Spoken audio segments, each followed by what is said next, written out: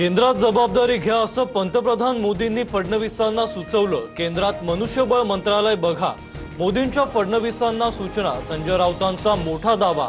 विकसित महाराष्ट्रासाठी फडणवीस महाराष्ट्रातच राहणार। बावनकुळेंचं प्रत्युत्तर। जंतर मंतरवरील सीजेपीचं आंदोलन देशविरोधी। या आंदोलनाला राजकीय दृष्ट्या पाहू नका। ते संविधानाच्या विरोधात उगारलेलं एक हत्यार। संघाचे सरकार्यवाह अतुल लिमये यांचं वक्तव्य। अभिजित दिपकेंच्या परदेशातील शिक्षणासाठी पैसा कसा पुरवला? वडिलांच्या संपत्तीची चौकशी करा। सुरतमधील आरटीआय कार्यकर्ते अमित तिवारी यांची मागणी।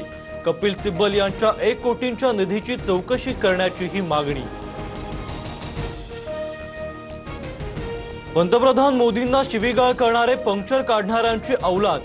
भारतातील कोणतीही मुलगी मुलगा असे शिवीगाळ करू शकत नाही। सीजेपीच्या आंदोलनावर भाजपचे माजी खासदार रमेश बिधुडी यांचं वादग्रस्त विधान। एकनाथ शिंदेंच्या क्लस्टर योजनेला गणेश नाईकांचा विरोध। नादाला लागला तर जागा दाखवणार। नाईकांचं थेट आव्हान। तर नाईक काहीही बडबड करतात। संजय शिरसाटांची टीका। खासदार पप्पू यादव यांच्यावर पत्रकार परिषदेदरम्यान चाकू हल्ल्याचा प्रयत्न। माझ्या हत्येचा कट रचला गेला। पप्पू यादव यांचा आरोप। राम मंदिर दानचोरी प्रकरणी संसदेबाहेरील आंदोलनानंतर यादव चर्चेत आले होते। नाना पटोलेंचा दुधानं पाय धुतल्याचा व्हिडिओ व्हायरल। काँग्रेस नेत्याच्या कृतीवरून चर्चांना उधाण।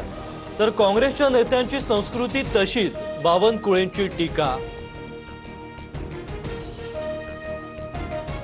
सर्व क्षेत्रातील आपलं वजन कमी झालं होतं, पण येणारा काळ आपलाच। आता चमत्कार दाखवावा लागेल। धनंजय मुंडेंच्या भाषणाची जोरदार चर्चा। मला राजकारणातून रिटायर्ड व्हावंसं वाटतंय, पण जनतेच्या उत्साहामुळे उभारी। मंत्री पंकजा मुंडेंचं वक्तव्य चर्चेत।